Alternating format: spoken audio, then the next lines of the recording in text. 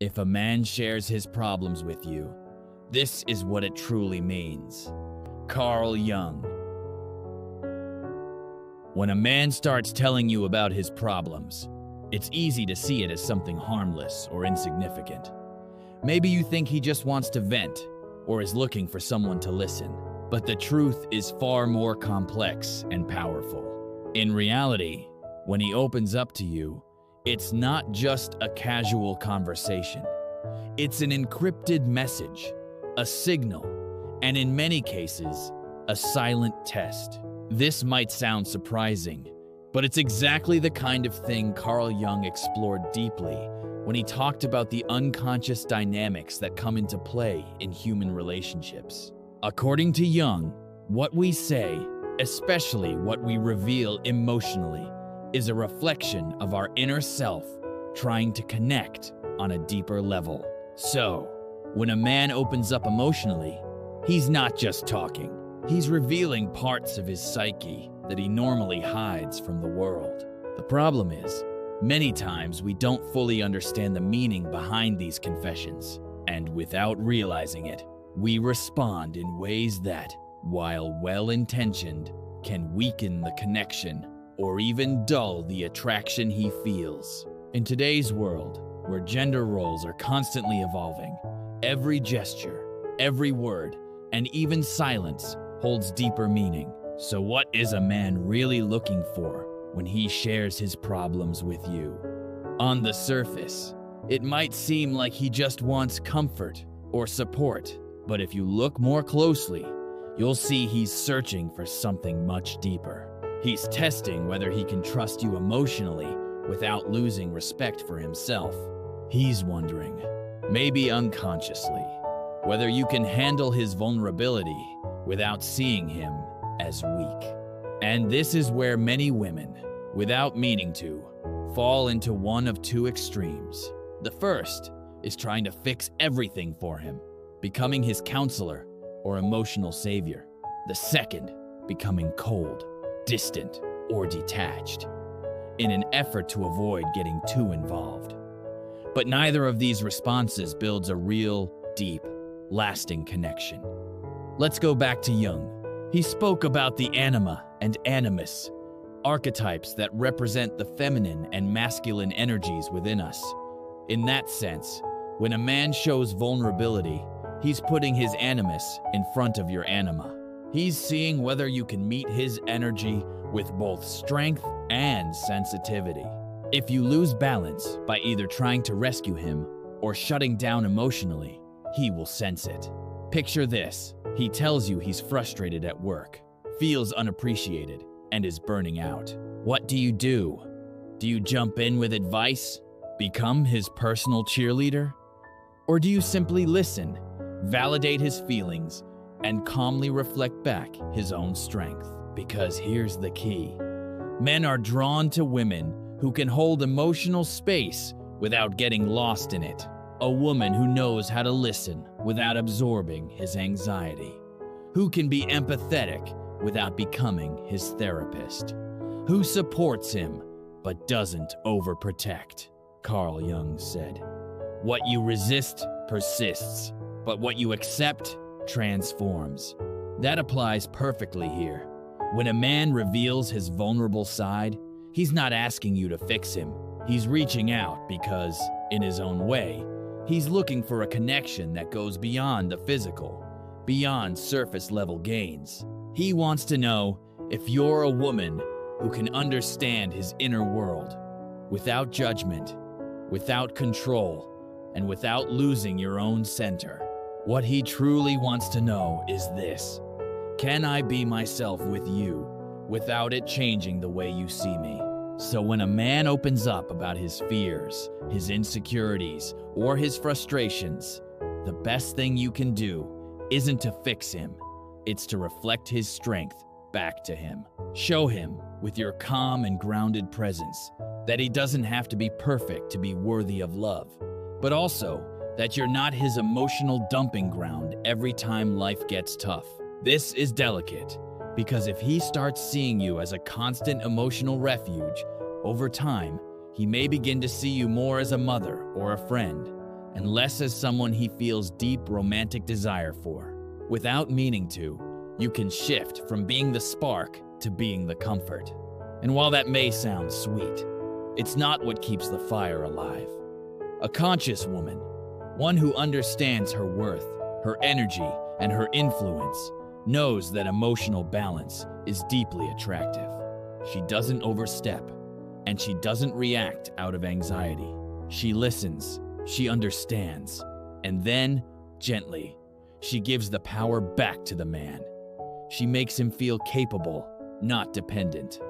She inspires him without absorbing him, and that, precisely, is the woman who stays in a man's mind and heart. The one who doesn't crumble under his weaknesses or amplify them. The one who understands that moments of vulnerability are gateways to deeper connection, but only if handled with wisdom. So next time a man shares his problems with you, remember, it's not just a conversation. It's a window into his inner world. It's an opportunity for you to show who you are too. Not just with words, but with your ability to be fully present without losing your own center. Because in that space, between his truth and your response, something essential is decided. Whether you're the woman he respects, desires, and chooses, or just the one who happened to be there but couldn't hold the moment. Emotional strength is not the same as emotional dependency. An understanding that is crucial when a man decides to open up to you. It doesn't mean you should dismiss his concerns or act like they don't matter. It means you shouldn't let those emotions take over. Neither his world nor yours, nor the dynamic between you. An emotionally mature man isn't looking for someone to fix everything.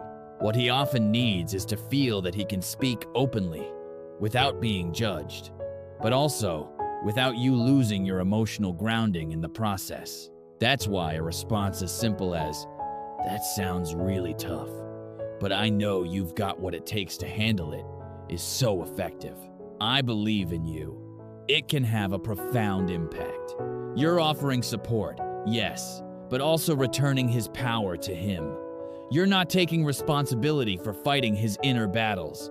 That balance, being present without being swallowed by his emotional world, is what separates a woman who inspires both respect and desire from one who slowly gets placed in the role of mother or therapist.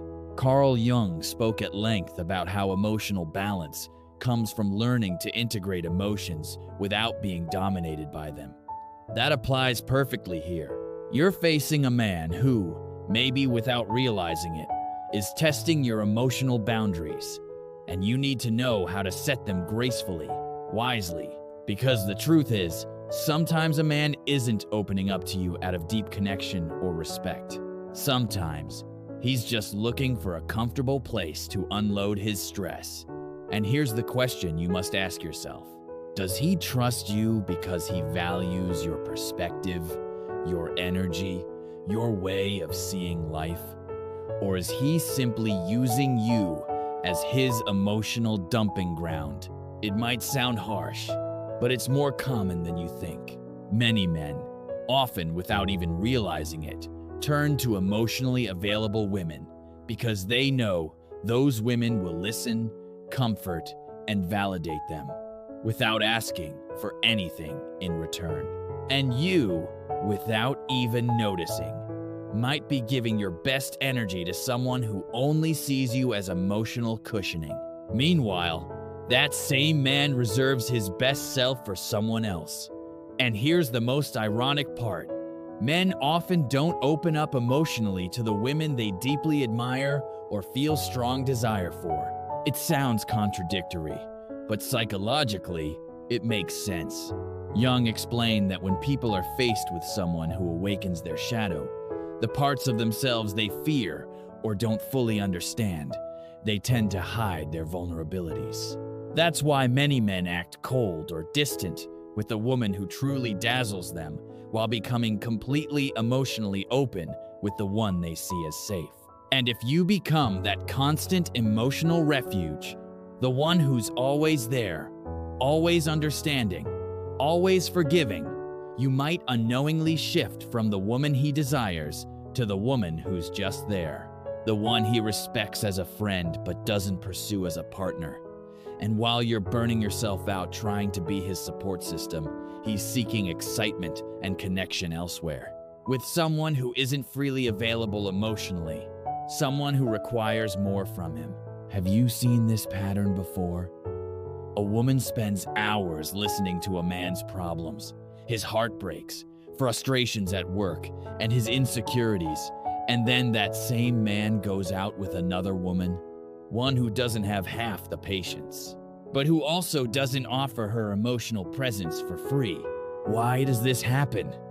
Because emotional attention, mystery, and challenge are all part of attraction. The moment a man sees you as his therapist, he stops seeing you as his woman. It's that simple. And it's not because you're not valuable, but because you crossed an invisible line, the line of giving everything without him having to earn it. So how do you break this cycle? With clear boundaries, firm but graceful. You don't need to be harsh, but you do need to be honest.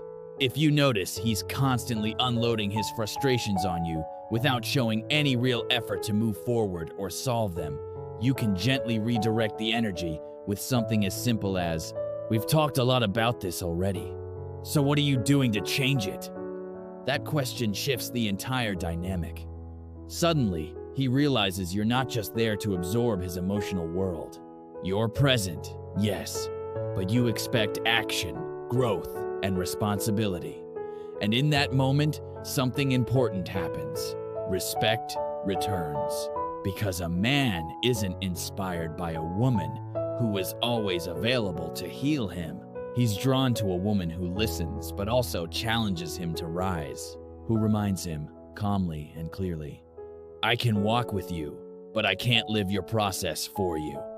Jung said that true growth happens in the tension between opposites. And the same applies here.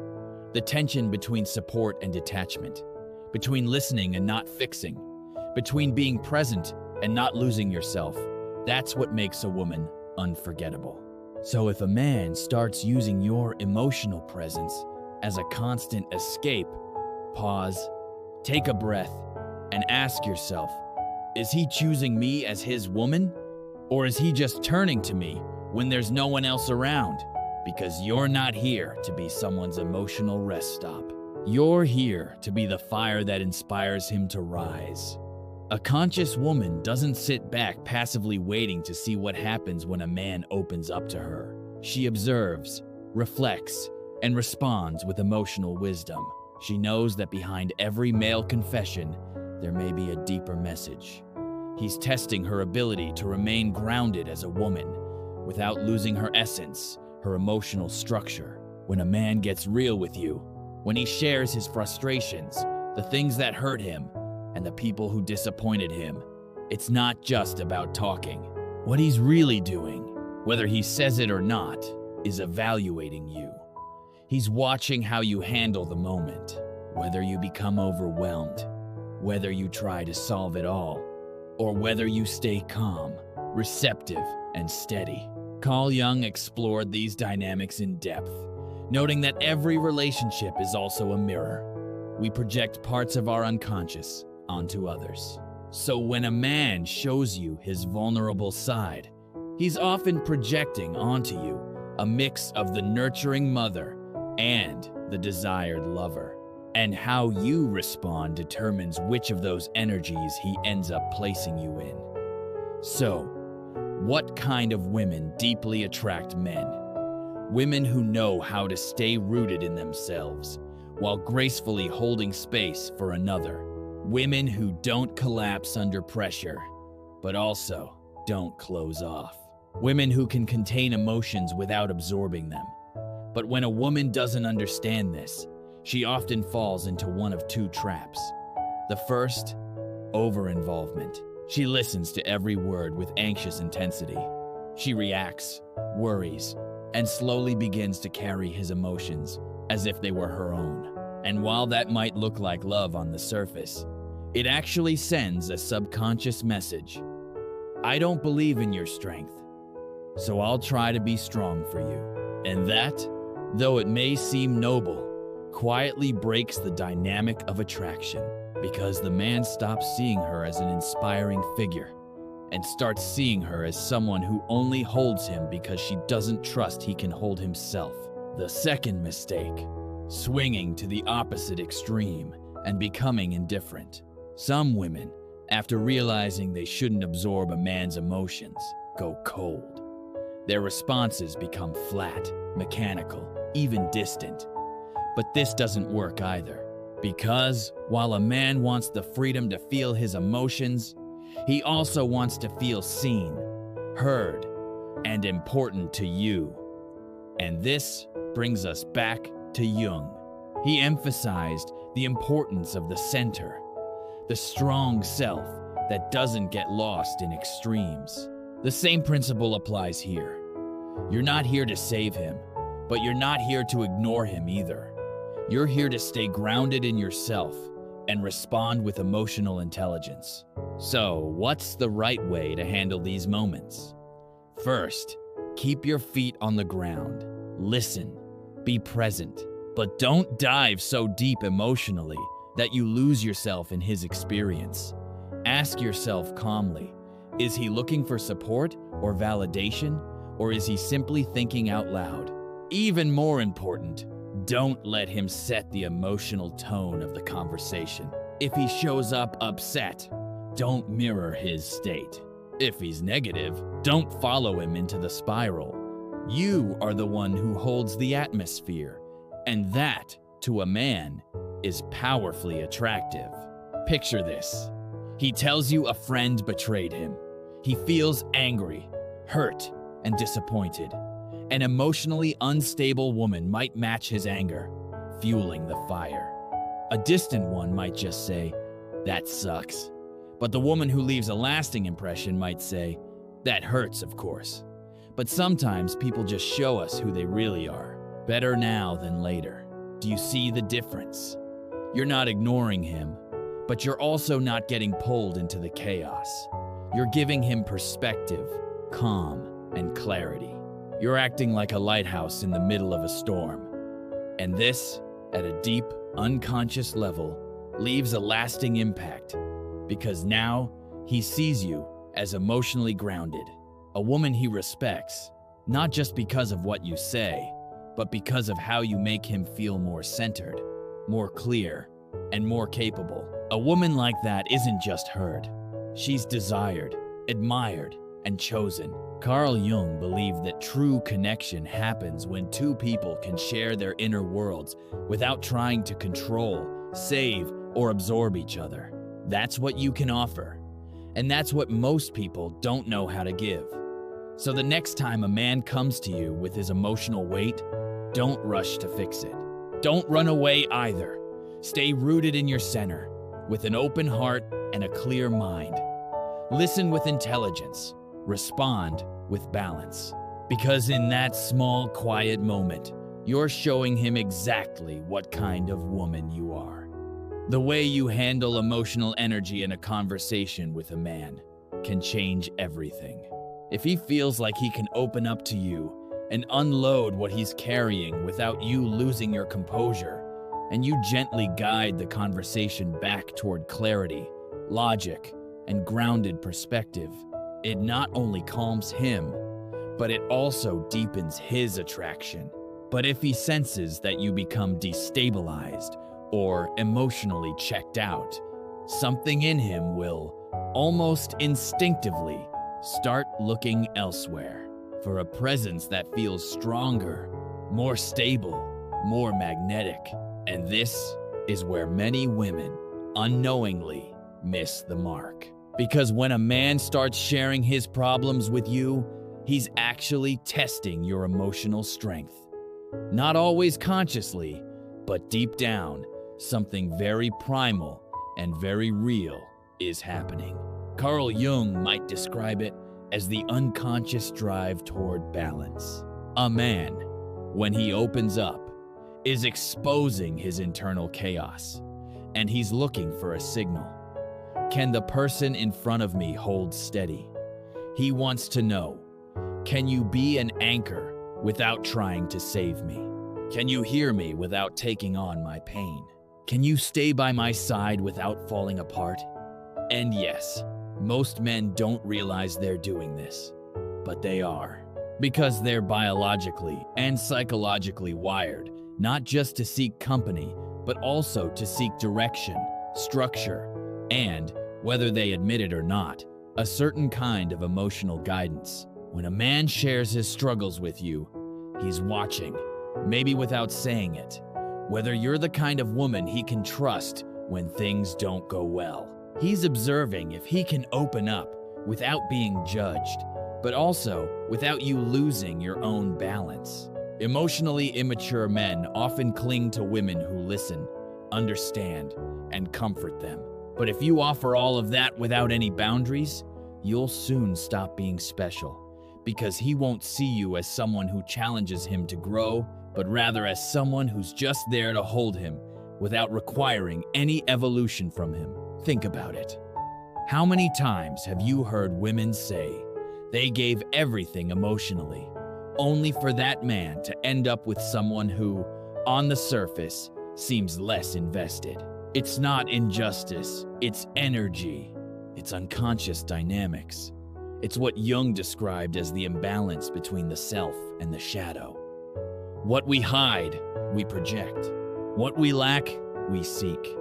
And if he feels you're the one absorbing his shadow, he'll stop seeing you as light. So, how do you pass this test? With emotional intelligence. By listening without losing your center, showing empathy, but not merging with his pain, and most importantly, by giving the responsibility back to him. For example, if he tells you he's stressed about work, feels unappreciated, and is drained, you might say, "I hear you. Sounds like a heavy day. How are you planning to handle it?" That's where the magic happens. Because not only are you acknowledging his emotions, you're returning him to his own power. You're gently saying, "I see you. I hear you. But I won't rescue you from yourself. I believe in your ability to work through this." And that might just be the most attractive and respectful way to support a man. Men aren't looking for women who will solve their lives. They're looking for women whose presence alone inspires them to solve it themselves. So, if every time he opens up, you fall apart with him or rush to console him, you're sending a signal he picks up deep in his subconscious. She can't handle my darkness without losing her light. And when that happens, attraction starts to fade. Sometimes slowly, sometimes suddenly. But on the other hand, when he feels like he can be vulnerable without you losing yourself, when he sees you can listen without taking on his pain, when he realizes you neither get rattled nor pull away, but instead hold the space with maturity and grace, that's when something shifts. He begins to see you not just as someone he trusts, but as someone who makes him feel more like a man. A woman who isn't swept away by emotion, but who moves through it with awareness.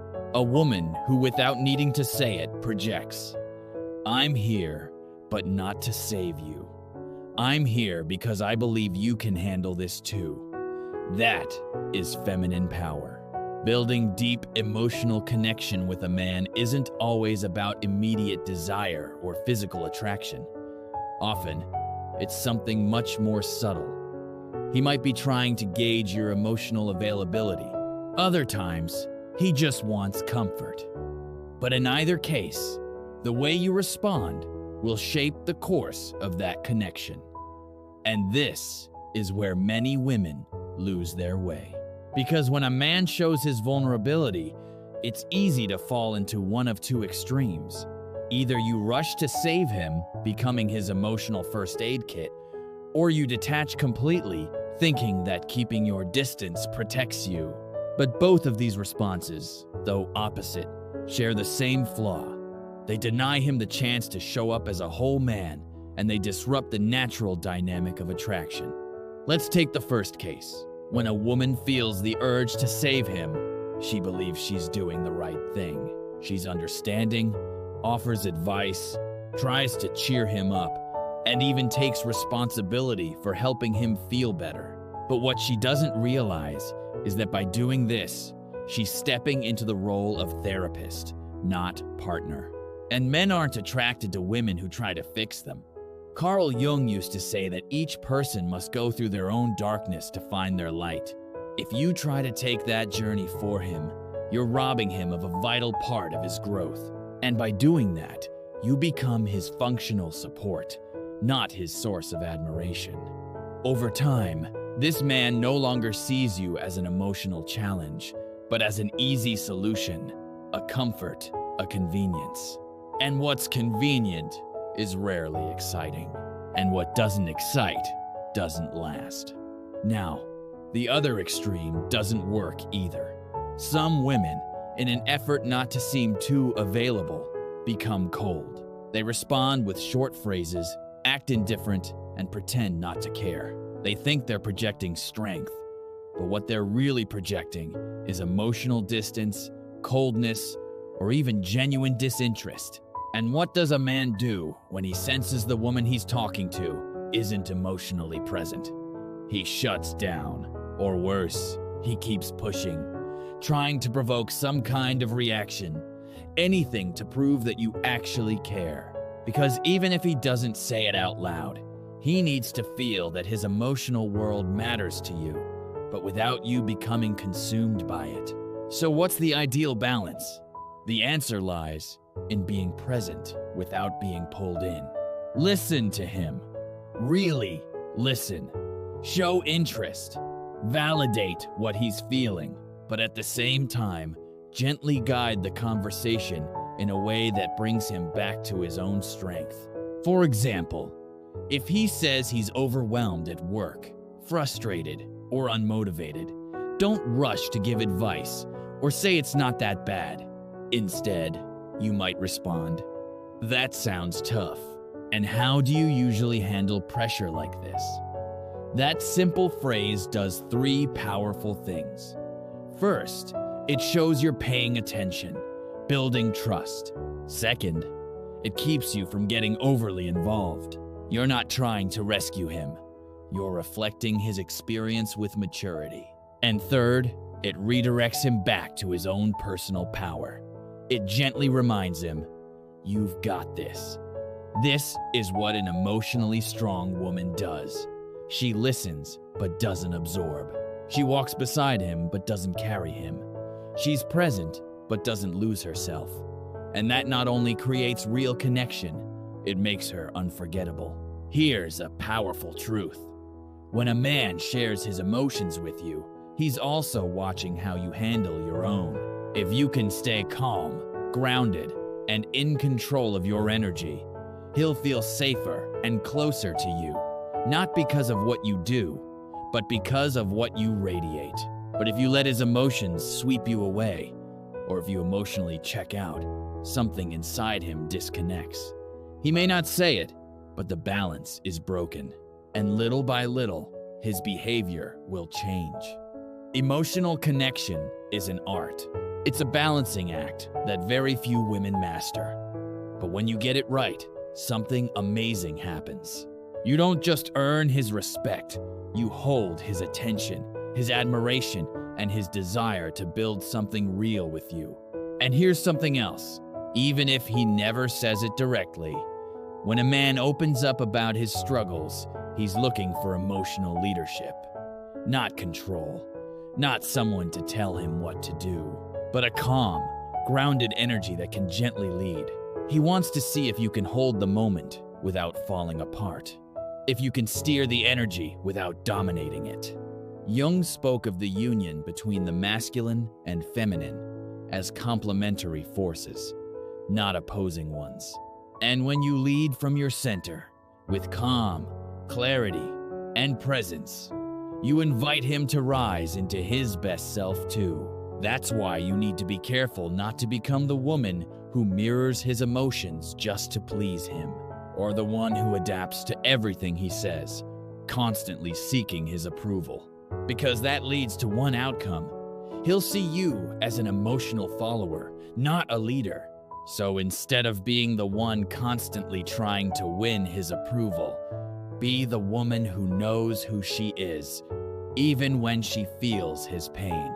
Because a woman's true strength doesn't lie in how much she can sacrifice, but in how deeply she can remain present, grounded, and true to herself while watching someone she loves wrestle with his own shadows. Be the one who doesn't chase validation but carries it in her gaze, her posture, and the calm that radiates from within.